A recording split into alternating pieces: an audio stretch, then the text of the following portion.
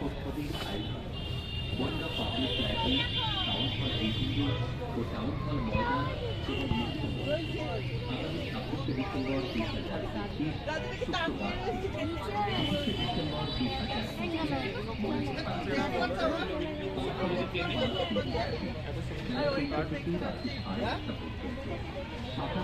বনগাঁ চারুকলা উৎসব ২০২৫ আয়োজন করা হচ্ছে।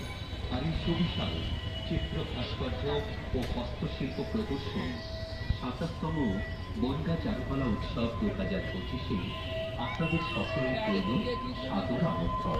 আপনাদের উজ্জ্বল উপস্থিতি ও আন্তরিক সহযোগিতা আমরা একান্তভাবে কামনা করি।